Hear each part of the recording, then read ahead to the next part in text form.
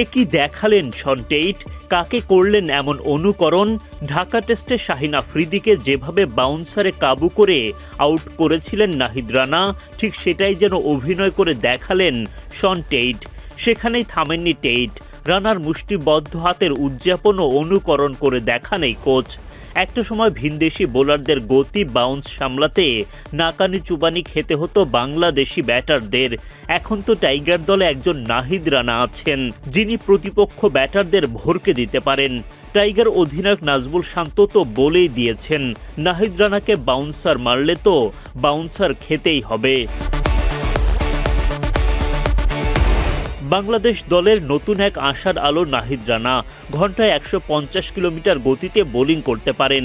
১৪০-এর ওপর গতিতে তো বোলিং করতে পারেন বিরামহীনভাবে। নিজের প্লেয়িং ক্যারিয়ারে শন টেইট গতির ঝড় তুলতে পছন্দ করতেন।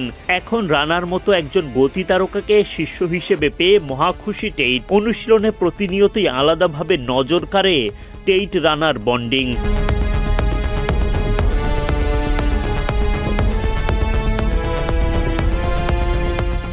নাহিদ রানা কেবল গতির ঝড়ই তোলেন না, বোলিং স্কিলেও সমৃদ্ধ। আধুনিক ক্রিকেটে টিকে থাকতে গেলে নিত্য নতুন কৌশল রপ্ত করতে হয়। রানাও প্রতিনিয়ত চেষ্টা করেন নিজেকে ছাপিয়ে যেতে। এই পেসারের বোলিংয়ে উন্নতি আনতে আলাদাভাবে কাজ করে থাকেন pace bowling coach Shaun Tait. সিলেটে চলছে টেইট রানার পরীক্ষা নিরীক্ষা।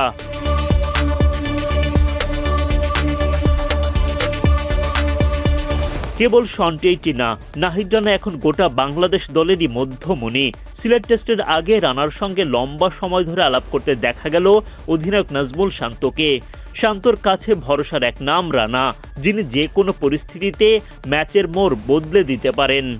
শান্তর পাশাপাশি হেড কোচ ফিল সিমন্সও সিলেট টেস্টের পরিকল্পনা সাজান রানাকে সঙ্গে নিয়ে। বোলিংয়ে গতি ধরে রাখতে শারীরিক ফিটনেস থাকাটাই সেরা পর্যায়ে। তাই তো মাঠে এসেই এমন কঠোর শারীরিক কসরত করতে দেখা যায় রানাকে। পরিশ্রমে এক বিন্দুও ছাড় দেন না এই গতি তারকা। তাই তো সেটার মধুর ফল পান ২২ গজে।